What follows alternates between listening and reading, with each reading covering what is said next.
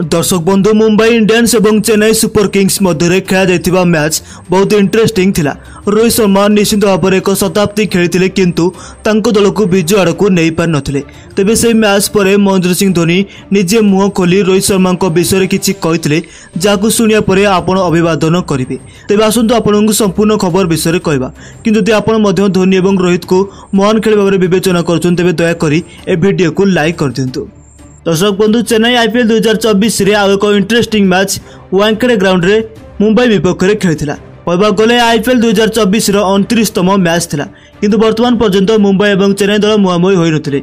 किंतु आज जितेबाला आमे वानखेड़े ग्राउंड रे मुहांमुही होइतिले या एक डेंजरस मैच थिला। या अर्थ परिपूर्ण थिला जे क्षणिक पई मध्य केही हल्ली पारिबे नहीं। आसंतु आपन कहबा जे दोस्त पांड्या शुभ फल थिला। सेमाने टॉस जितिले, टॉस जितिया परे सेमाने बोलिंग करबा को बाछिथिले एवं बोलिंग रे मुंबई दल गति पाइला जहा कोनोसी दलर आवश्यक करे। ओपनर थिया बेले अजिंक्य रहाणे 5 रन स्कोर रे आउट होइतिले। रचिन रविंद्र मध्य 16 रन स्कोर करिया परे आउट होइतिले। किंतु एपर ऋतुराज गायकवाड़ एवं शिवम दुबे इनिंग्स ग्रहण करी ऋतुराज गायकवाड़ विस्फोरक बैटिंग करी 40 बॉल 69 रन संग्रह करथिया बेले शिवम दुबे मध्य 38 बॉल 66 रन संग्रह करथिले। किंतु एपर धोनी समस्त हृदय जीतिथिले। से निजर आक्रमणात्मक बैटिंग सहित पड़िया को आसिया मात्रे हार्दिक बॉल लगातार 3टी छक्का मारी शेष बॉल 2 रन संग्रह करी मैच को फिनिश करथिले। धोनी 4टी बॉल अपराहित 20 रन स्कोर करथिले। एही कारणरू दल 206 रन में पहुंचीथिला। ए टार्गेट अनेक पर लागुला, किंतु एभली परिस्थिति रोहित शर्मा एवं ओपनर भाव में आसथिबा ईशान किशन मध्य दल को खूब शीघ्र आरंभ करथिले। 7 ओवर 70 रन बोर्ड थिला।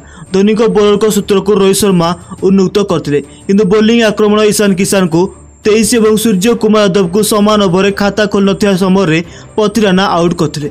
एटार प्रतियोगिता पुणी थे जीवंत है, किंतु रोहित तथापि बैटिंग करथिले। से प्रत्येक बॉलर को गर्व भांगिबारे जोरदार अभ्यस्त थिले। आपण रखु जे तिलक वर्मा 31 रन स्कोर करिया परे आउट होइतिले। यापर हार्दिक मध्य 2टी रन स्कोर करिया परे आउट होइतिले, किंतु टीम डेविड 2टी उज्जवल छक्का मारथिले। एही प्रतियोगिता अंतिम पर्याय रे पहुंचथिला। 15 बॉल जितिया पई 50 रन आवश्यक थिला। शेष रे चेन्नई दल 20 रन मैच को जीतिथिला एवं Rohit Sharma 63 ball 105 run score करिया परे अपराजित रहिथिले। किंतु आसंतु आपण कहबा जे मैच परे महेंद्र सिंह धोनी को एक बड़ विभूति बारिछि।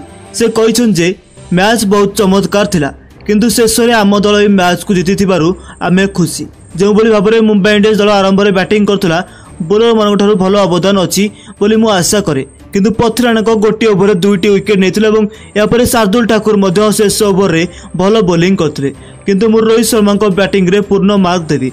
से आरंभ शेष पर्यंत निज दम सहित लड़ी। यदि सहित जड़े दक्ष खेली रही था अन्य प्रांतर रन स्कोर करते तेबे मुंबई इंडियंस दल यह मैच को जीति पारि था। रोहित अधिनायक न होई मैच रे भल पारी खेलते अधिनायक पारी खेलते प्रेसर को हैंडल करी। हार्दिक बहुत खराब अधिनायकत्व करते और शेष ओवर ही मुंबई को प्रेसर देता। तेज आमर बोलर माने भल खेलते ऋतुराज और दुबे जोपरी बैटिंग करते आमको मैच ही जिताई। तेज दर्शक बंधु आपण मैंने धोनी को बैटिंग एवं धोनी को अधिनायकत्व को 10 रु केते मार्क देबाकू चाहूचंती निहाती भाव में गोटे कमेंट करी आमको जणातु। एवं एहिपरि क्रिकेट खबर पाई आमर चैनल क्रिक टाइम ओडिया को सब्सक्राइब करी बेल आइकन को प्रेस कर दियंतु।